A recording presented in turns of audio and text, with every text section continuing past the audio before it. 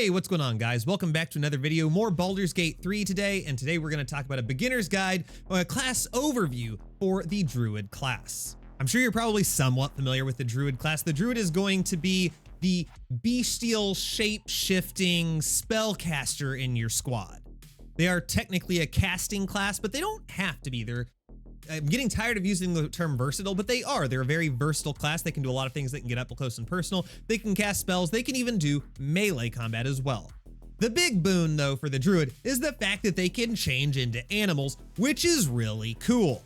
I had a ton of fun playing as a monk in my first playthrough, but my next playthrough I started playing as a Druid, and I've got to say, I get why the Druids of the Grove just wander around as animals like the entire time. They never wild shape back, because being a polar bear is so much fun. Like, I keep saying that every class is my favorite class, but that's because like so many classes have so much to offer, and the Druid with the wild shape ability to just become different animals just adds so much to the game, and it is such a fun experience in my opinion. So let's go ahead and get started talking about the Druid class. Timestamps, of course, will be down in the description below. As we get started, make sure, of course, to hit the like button. It does really help me. It helps engagement. It makes me feel good to know I'm providing you guys with some sort of value. Additionally, comment down below, have you tried the Druid class? Or are you just interested, just like tasting the different classes and interested in the Druid? Or are you watching this just because, like, God forbid you enjoy my content? Just let me know down in the comments. And if you don't have anything to say, just comment your favorite emoji. Your comments go towards engagement, and it's a massive help to the channel. It helps other people find the video, and I appreciate it. Once again, as we go through this video, it's a reminder that I want to give you the information so that you can make educated choices to develop your own character in the game. Remember, none of these are the quote-unquote best. This is not a best guide because there is no best guide. This is Dungeons & Dragons. You need to create your character with your story. I don't want you to create my character. My character's in my game. You make your own character, and I hope you have a blast doing it. All right, so we're gonna read this together. Whether calling on the elemental forces of nature or emulating the creatures of the animal world, Druids are an embodiment of nature's resilience, cunning, and fury. They claim no mastery over nature, but see themselves as an extension of nature's indomitable will. That got really deep. They like to shape shift into animals a lot. Like, that's the Druid. As I said before, they are a traditional spellcaster. However, they don't have to be a traditional spellcaster. They are very variable in the types of situations they can be effective in. Wisdom is going to be their spellcasting modifier, so naturally wisdom is going to be an important stat for your Druid. However, I do want to go a little out of order from how I normally do these, and the first thing I want to talk about is the wild shape ability that you're going to have as a Druid, because like, it's a pretty big part of being a Druid. So naturally, you're going to get 2 wild shape charges per short rest. They are going to recharge on a short rest.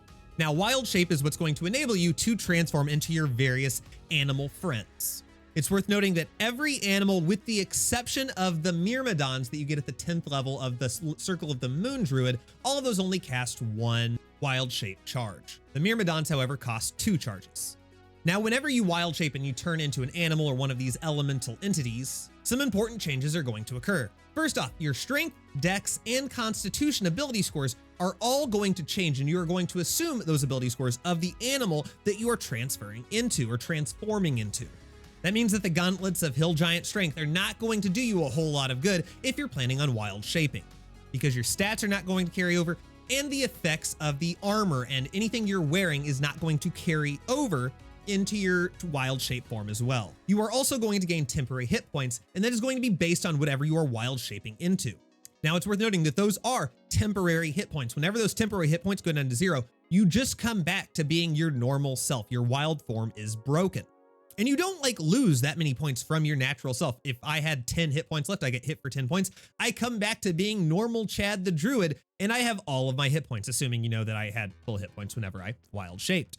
Now, it is worth noting that the number of hit points you get while wild shaping level with your Druid level. That can make it a little tricky if you want to wild shape a lot while also multiclassing. The more levels you end up taking away from your Druid to give to other classes is going to take away from your temporary hit points that you get whenever you wild shape, which is going to reduce its effectiveness. Like I said, while you are in wild shape form, you are not going to gain any of the advantages or effects of any of your gear that you're wearing. You cannot cast spells while you are in wild shape form, and you cannot use any of your weapons. What is worth noting, though, is that effects from spells and potions persist after you wild shape and can be used upon you or impact you while you are in your wild shape form. So for example, if I wild shape into an owlbear and then I drink a potion of Cloud Giant Strength, I get that 27 strength buff. Similarly, if I drink that and then I wild shape, I will still have that 27 strength buff. If someone casts haste on you and then you wild shape, or they cast haste on you while you're in wild shape, it still all works. It's also worth noting that if you cast a spell that requires concentration before you transform into whatever animal you want, that concentration spell does not end. You will continue to concentrate on that spell after you wild shape. And then after you wild shape into an animal, you're going to get certain abilities and attacks, and that is going to vary based on the different wild shapes. For example, the raven is able to, kind of pluck the eyes out of your enemies and blind them, whereas a cat is able to just like meow and distract enemies. It makes all of your different wild shape forms variable and usable, and they can be used in different situations. And that gives us a good segue. Let's talk about the different wild shape forms that you can take as a druid. The first ones I'm going to talk about are the wild shape forms that anyone can take, and then there is one subclass, the Circle of the Moon, which can get some additional ones, and we'll talk about those second. First off, at second level, you can turn into a cat, a direwolf, or a spider. The cat, I think, only gets 2 hit points, so it's not going to be your like combat wild shape, wild form shape, wild shape, whatever.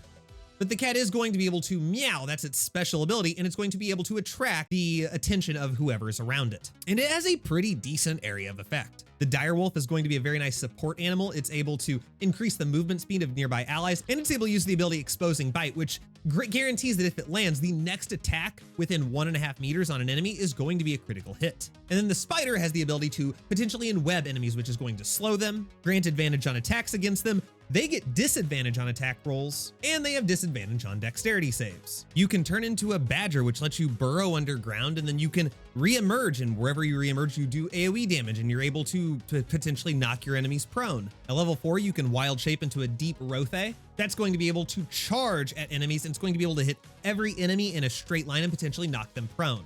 And as we know, whenever they're prone, you get advantage on attack rolls against them.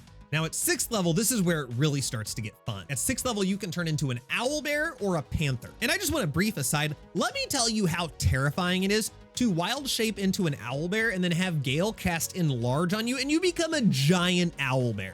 Flippin' terrifying, guys.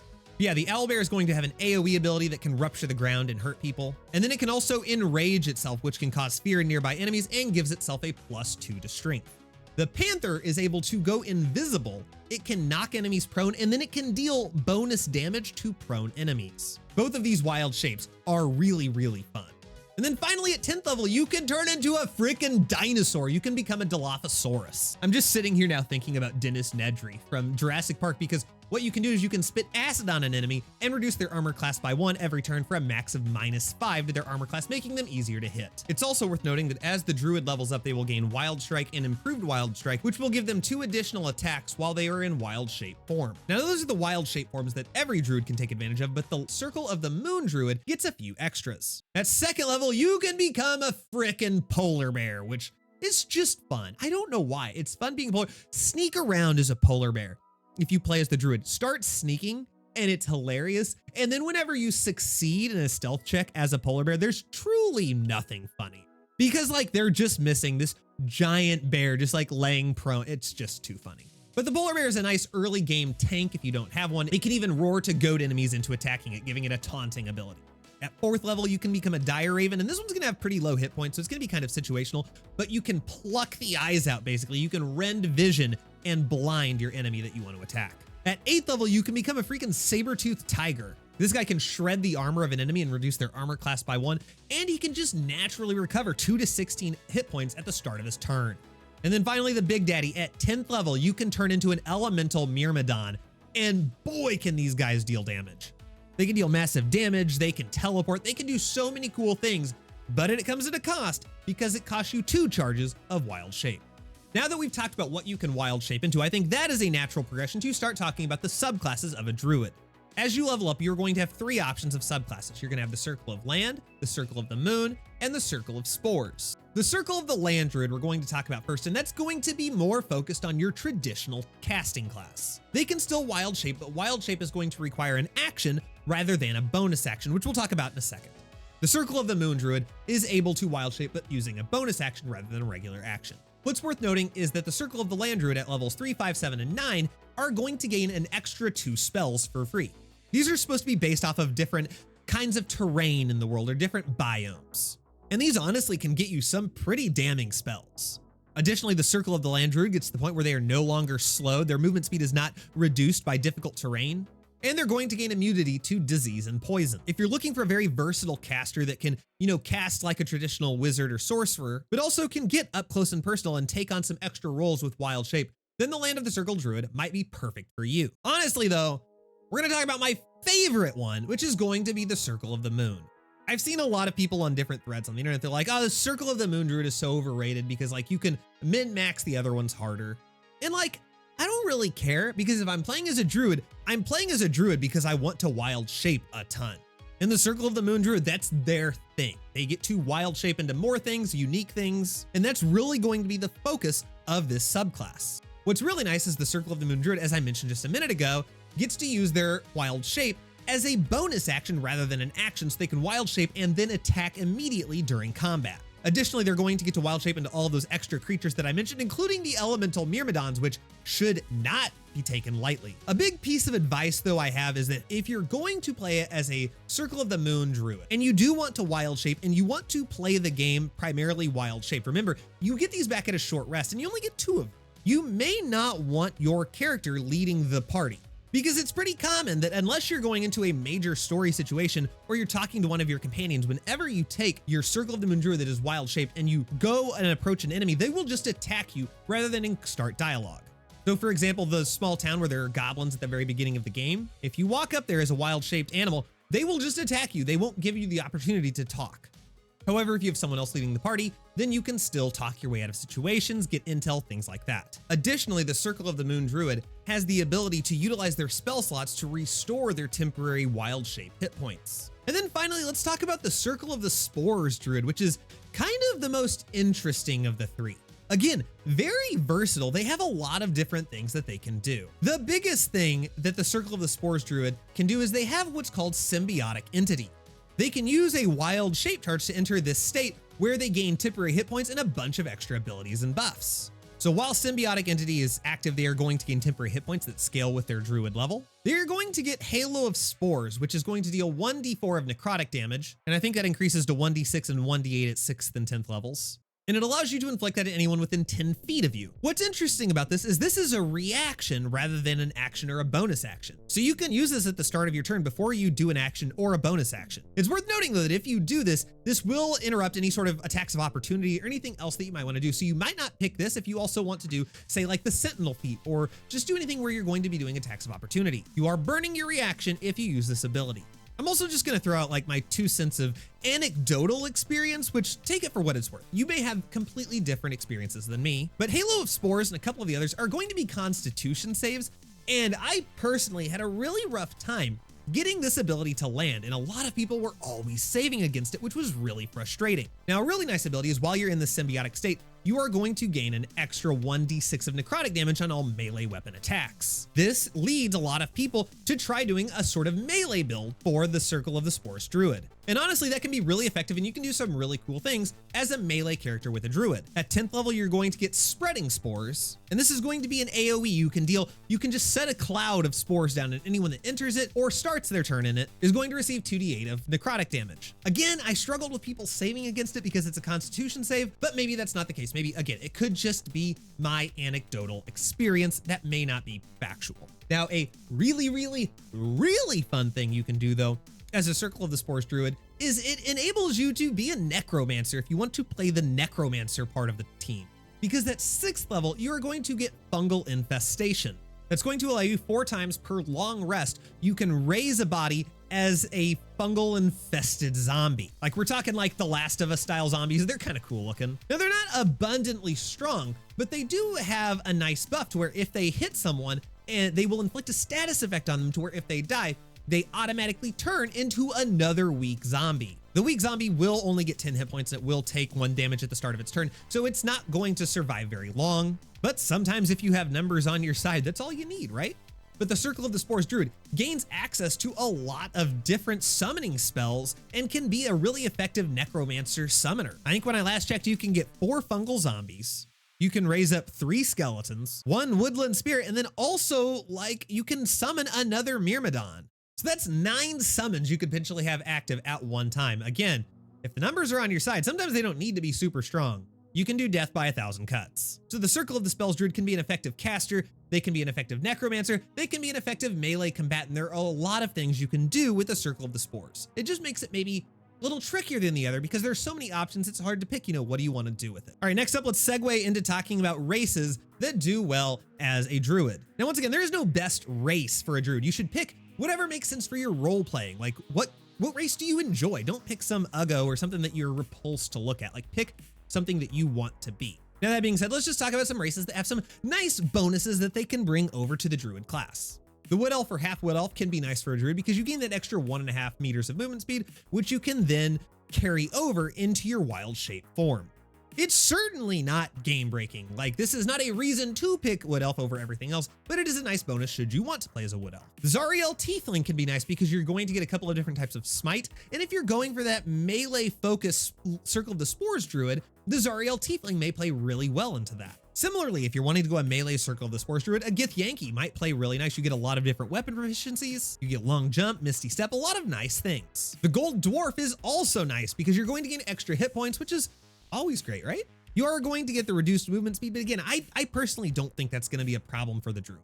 The Half Orc can also go really well, especially if you're wanting to do a melee focused Circle of the Spores druid, because whenever you crit with a melee weapon, you are going to get that extra dice of damage. Next, let's talk about ability scores that you might want to invest into your druid. Now, because the druid is so versatile, there are so many different ways that you could go about building them. It's also worth noting that based on the equipment you get throughout the game, and just the way you're using them may evolve throughout the game, you might want to respec your druid and change their ability scores. For example, it's really worth mentioning that the Circle of the Moon druid, remember, whenever you are wild shaped, your dex, strength, and constitution stats are going to pull from whatever animal you're transforming into. So those are not going to be nearly as important. However, at the beginning of the game, remember that you're going to be a lot squishier.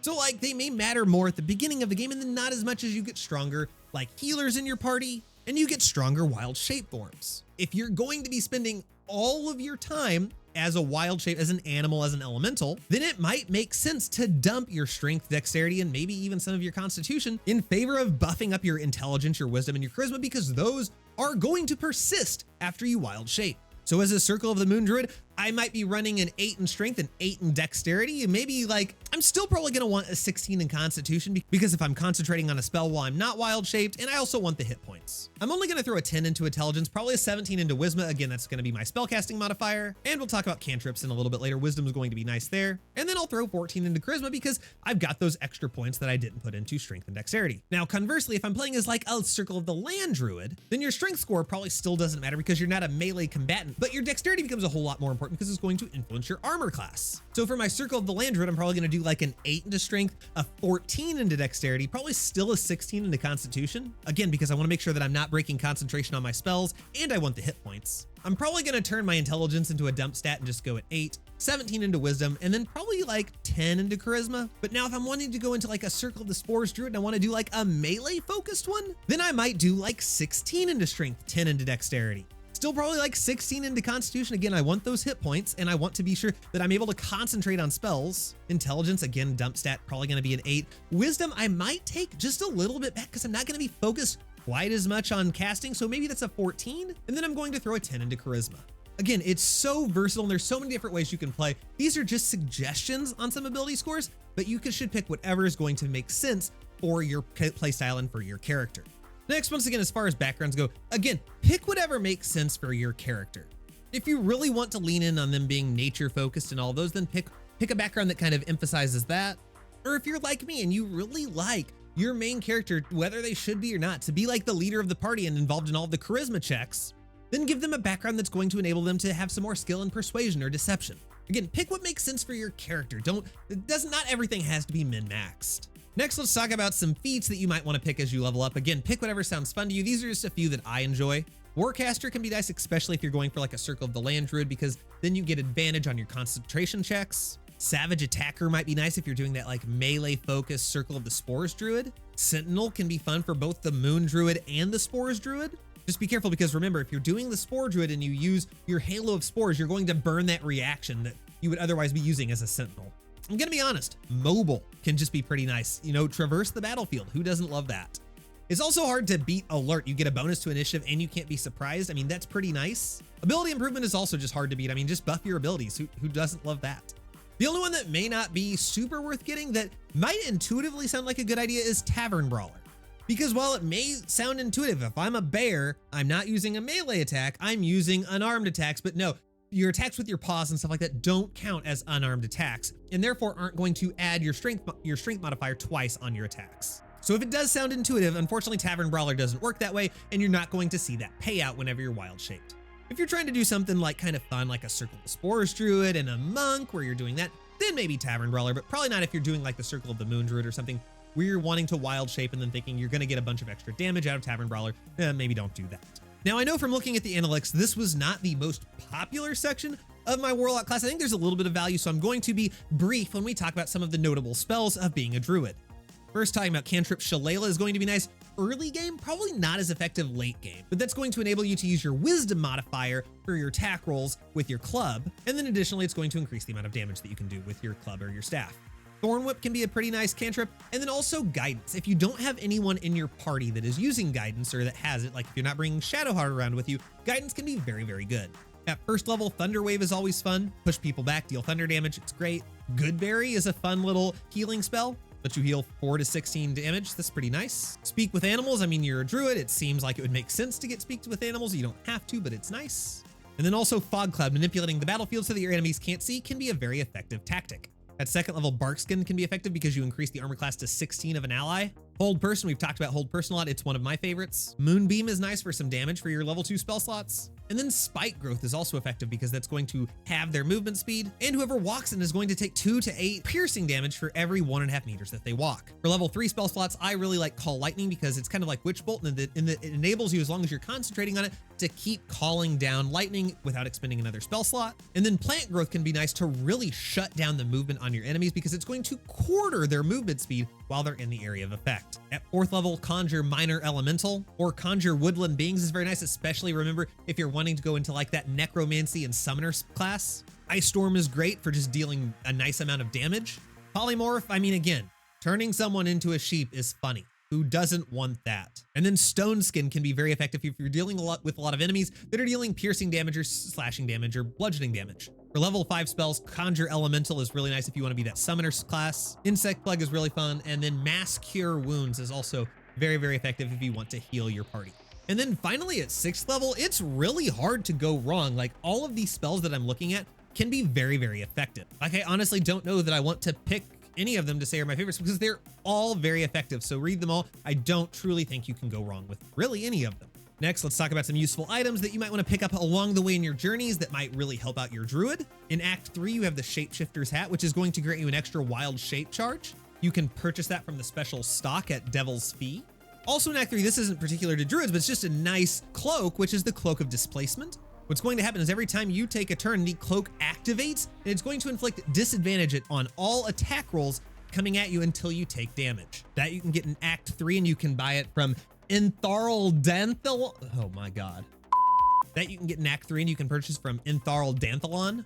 Next, we have very, very good armor that you can get in Act 3, and that's going to be the Armor of Moonbasking. You can purchase this from the Voiceless Penitent Barecki in the Baldur's Gate sewers. There's a lot going on here, so I'm actually going to read it. You gain 22 temporary hit points after you cast Wild Shape, so you're going to be able to stay in your Wild Shape form for longer. While you have those temporary hit points active, you're going to reduce all incoming damage by 1. You're going to have a +2 to your bonus of armor class. You're going to get advantage on saving throws against spells, and this effect persists while you're using your Druidic Wild Shape ability. It's very, very nice. Again, this is not specific to the Druid, but the Boots of Speed that you purchase from Thula at the Myconid Colony in the Underdark in Act 1 gives you the bonus action of Click Heels, which lets you dash as a bonus action, which is really nice. Now, if you manage to keep the Tiefling child Mattis alive in Act 1 and Act 2, that does mean you have to save the Tieflings in Act 1, and then you have to keep him alive at the Last Light in Act 2. Then in Act 3, you can purchase the Corvid token from him, which will grant you Featherfall while you are in your wild shape form. Next item is the Shapeshifter's Boon, which you get from the Strange Axe from Act 1 or Act 2 in the Grove or at the Last Light Inn. The Shapeshifter's Boon is going to grant you 1d4 to all checks while you are in your wild shape form. And then the last item I want to talk about is the Club of Hill Giant Strength that you can get in Act 1 from the Arcane Tower. There's a stool that you can break, and it's going to set your strength to 19, again, giving you maybe another dump stat if you want to use that club. All right, and then finally, if you're still here with me, let's talk about some multi-classing opportunities that you have as a druid. Once again, remember that the big thing about the druid for the most part is their ability to wild shape.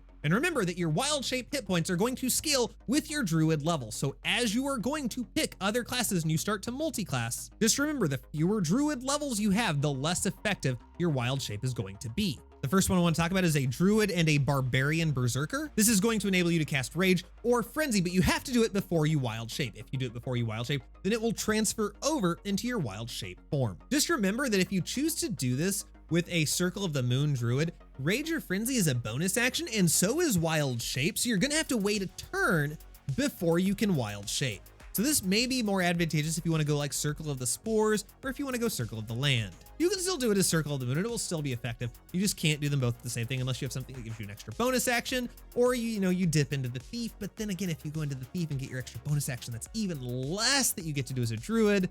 It's kind of, a cascading effect. Something that can just be like kind of fun is if you wanted to be a Circle of the Moon druid and then go in to be like a Ranger Beastmaster, then you can get the ability to be a bear and also summon a bear. And like, who doesn't want 2 bears in your party?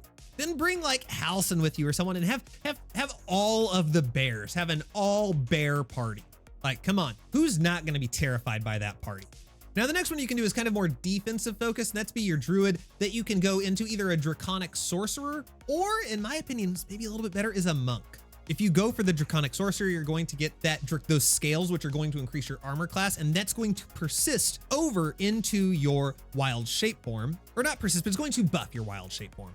However, here's my thing. I would rather do a monk than a draconic sorcerer because you get to add your wisdom modifier as a monk to your armor class. And it's likely that your wisdom modifier is going to be higher than the buff that you get from being a draconic sorcerer. In either case, you can do either one, and you're going to be buffing your armor class while you're in your wild shape form.